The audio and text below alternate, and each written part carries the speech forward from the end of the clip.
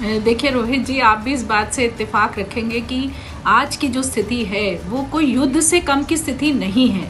और जब भी युद्ध होता है तब हमारा जो देश का हित होता है वही सर्वोपरि होता है।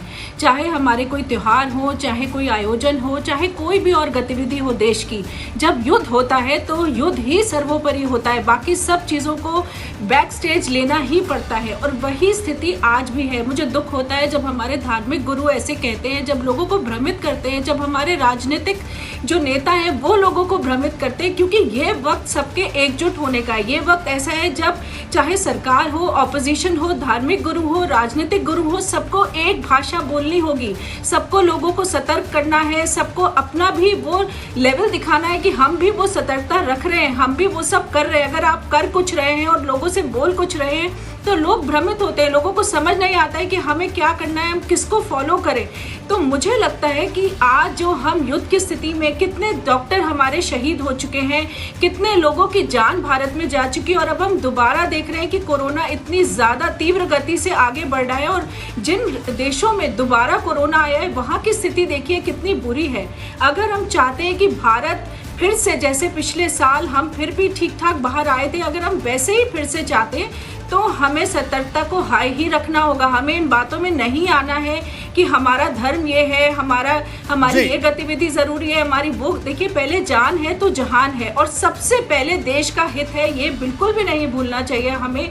और इस बात को याद रखिए कि कितने कोरोना वॉरियर्स अपनी जान दे चुके हैं और अभी फिर देने के लिए खड़े हुए हैं। तो क्यों नहीं हम इस बात को समझते, हम क्यों भ्रमित हो रहे हैं। और वही सरकार से भी अपील रहेगी कि अब वैक्सीनेशन की ड्राइव को और तेज किया जाए और लोगों को दायरे में लिया जाए, ताकि हम ज़्यादा से ज़्यादा लोगों तक वैक्सीन पहुंचा सकें। और इन लोगों का सहयोग चाहिए।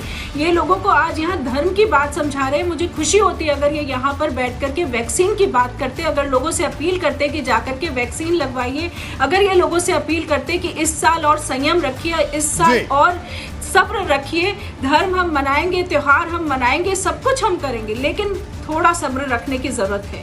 अभी श्रद्धालु रुकेंगे नहीं। 12 और 14 के स्नान में यहाँ भीड़ होगी, उसके लिए सरकार को सावधान रहना चाहिए।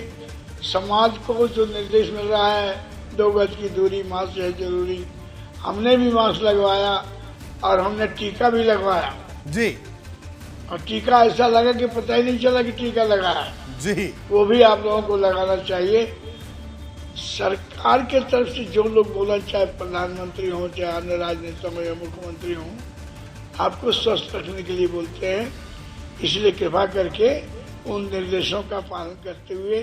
तो बड़ा संदेश डॉक्टर स्वाति महेश्वरी, जो आप बात कह रही थी वो अर्जुन पुरी जी महाराज ने भी आपकी इस अपील को सुना। उन्होंने लोगों से अपील की है, श्रद्धालुओं से शानदार तरीके से उन्होंने अपील किया कि देखिए, उन्होंने कह रहे हैं खुद मैंने टीका लगवाया है, मास्क लगवाइए, तो तमाम बातें।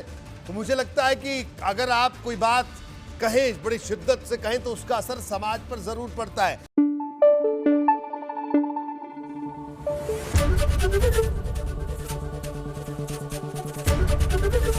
एबीपी गंगा, खबर आपकी, जुबान आपकी।